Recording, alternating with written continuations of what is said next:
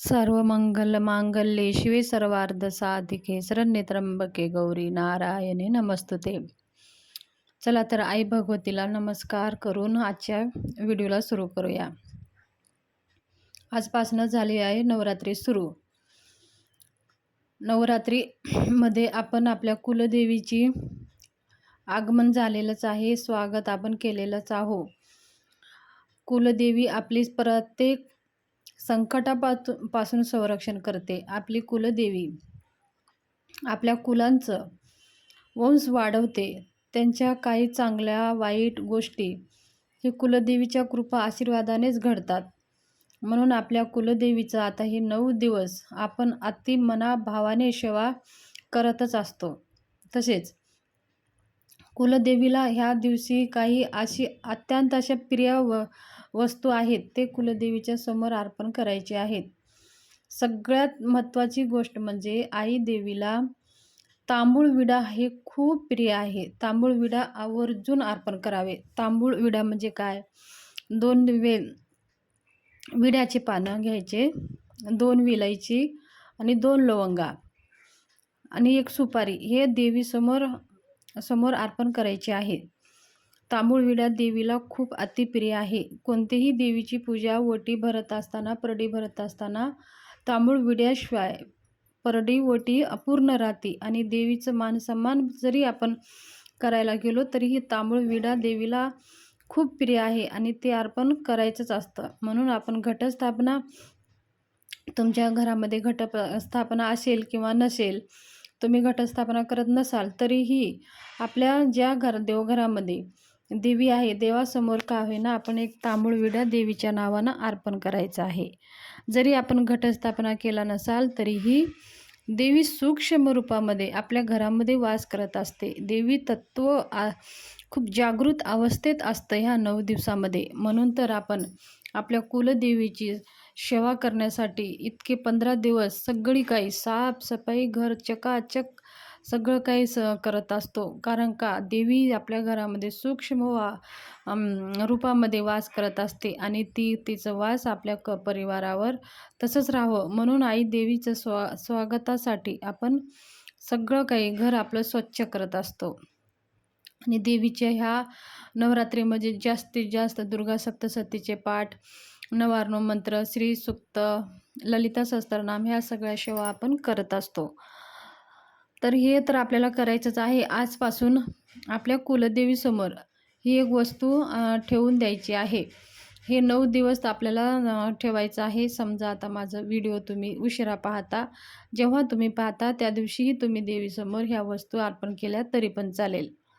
आपल्याला काय अर्पण करायचं आहे? 1 सुपारी घ्यायची आहे, 5 विलायची घ्यायची आहे आणि 5 अख्ख्या लवंगा म्हणजे ज्याचे फुलं आहेत त्या लवंगा घ्यायच्या आहेत. त्या लवंगा आणि सुपारी आणि विलायची आपल्या उजव्या हातामध्ये धरायचं आहे आणि माता लक्ष्मीला प्रार्थना करायचं आहे. म्हणजे तुमची कुलदेवी कोणती आहे, तुम्ही घटस्थापना करत असाल किंवा करत नसाल तरीही पण ही सेवा आपल्याला करायची आहे. जरी तुम्ही अखंड दिवा लावत असाल तरी पण तुम्ही करा. असं घटस्थापना पण नाही, अखंड दिवा पण नाही तरीही पण तुम्ही तुमच्या देवघरासमोर बसून हे सेवा आवर्जून देवीसमोर तुम्ही अर्पण करा. आणि आपल्या हातामध्ये 5 लवंगा आणि 5 विलायची घ्यायचं आहे, 1 सुपारी घ्यायची आहे आणि 1 माळ डाव्या हातानं किंवा दुसऱ्याकडनं तुम्ही 1 माळ मोजून घ्या.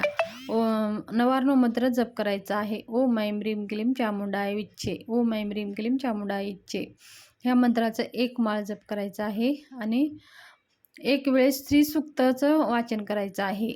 फलश्रुती नंतर वाचायचं आहे. फलश्रुती अगोदर श्रीसूक्त वाचून घ्यायचं आहे. त्याच्यानंतर व्यंकटेश्वर स्तोत्र ते वस्तू ह्या 1 वेळेस व्यंकटेश्वर स्तोत्र वाचायचं आहे.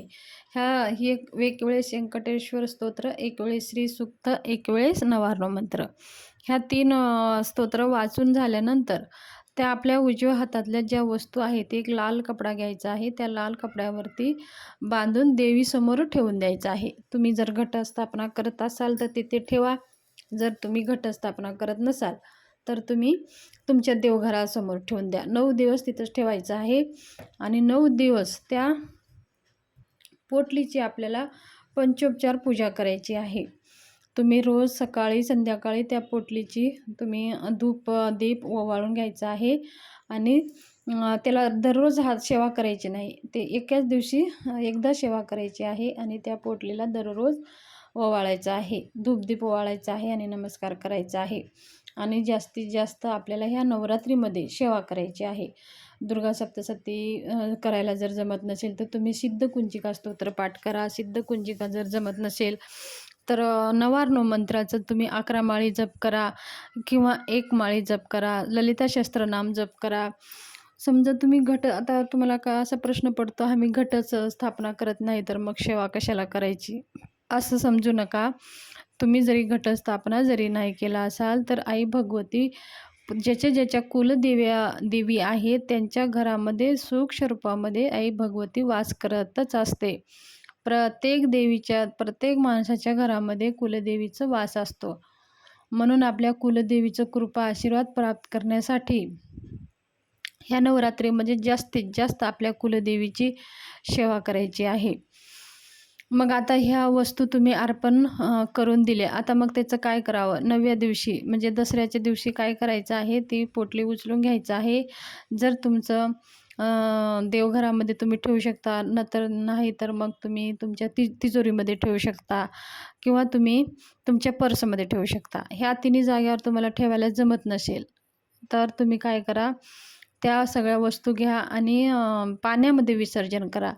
जर पाण्यामध्ये विसर्जन करायला जायला तुम्हाला जमत नसेल तर तुम्ही काय, त्या विलायची आहे ते आपण शिरा वगैरे चहा वगैरे करतो त्याच्यात वापरून त्या विलायची संपून टाका. लवंग आहे तर एक प्रसाद म्हणून खाऊन त्या लवंगा संपून टाका. आणि मग ती जी सुपारी आहे ती सुपारी लक्ष्मी स्वरूप म्हणून तुम्ही देवघरामध्ये ठेवू शकता. आणि समजा हे पण करायला तुम्हाला जमत नसेल तर तुम्ही सगळ्या वस्तू एकत्र करा आणि निर्मल्यामध्ये तुम्ही ठेवू शकता. कोणतं तुम्हाला योग्य वाटेल त्या तुम्ही करू शकता. बघा, हे केल्यावर काय होईल, हे केल्यावर लगेच काही धन आपल्याला भेटतं का, तर तसं नाही. हे केल्यावर आई भगवती आणि आई चं कृपा आशीर्वाद, ज्या वस्तू आहेत, ज्या लवंगा आणि ह्या विलायची आणि ह्या सुपारी ह्या देवीला अतिप्रिय आहे, त्याच्या साक्षीनं आपण आई भगवतीला विनंती केलेली आहे. नवार्णव मंत्र जप केलेला आहे, श्रीसूक्त आणि व्यंकटेश्वर स्तोत्र. आणि ह्या सगळ्या त्या वस्तूमध्ये हातात घेऊन, त्या लक्ष्मी स्वरूपी वस्तू हातात घेऊन आपण आई भगवतीला विनंती केलेली आहे. आपल्या घरामध्ये धन व्हावं, धनवृद्धी व्हावं, धन येण्याचे मार्ग भेटावं, धनामध्ये आपलं यश प्राप्ती, व्यवसायामध्ये यश भेटावं म्हणून आपण आई भगवतीला साकडं घातलेलं आहे. आपण त्या साक्षीनं साकडं घातलेलं आहे, लवंग आणि विलायची आणि सुपारी. तर आई भगवतीच्या आपण जे काही मनातल्या ज्या इच्छा आपण आई भगवतीला सांगू त्या इच्छा आपल्या पूर्ण होत असतात. म्हणून ह्या नवरात्रीमध्ये देवी तत्व खूप जागृत अवस्थेत असल्यामुळे ही आपण जास्त ह्या सेवा करायच्या असतात. तर ही सेवा आपल्याला नवरात्रीमध्येच करायची असते, म्हणून आपल्या कुलदेवीची कृपा आशीर्वाद प्राप्त करण्यासाठी. तर आज नवरात्रीचा पहिला दिवस आहे. देवी शैलपुत्री देवीची पूजा आज स्वरूपाची पूजा आपण करत असतो. नैवेद्य आज तूप दाखवायचं आहे. माळ आहे विड्याच्या पानाची, तर ही विड्याच्या पानाची माळ अर्पण करायची आहे. अशा प्रकारे आपल्याला कुलदेवीची सेवा आपल्याला करायची आहे. तर ही माहिती तुमच्याशी शेअर करायची होती. माहिती कशी वाटली, जर आवडली असेल तर चॅनलला शेअर, सबस्क्राईब, लाईक करा आणि हा व्हिडिओ दुसऱ्याच्या व्हॉट्सअप ग्रुपमध्ये शेअर करा. धन्यवाद. शुभ दिवस जावो.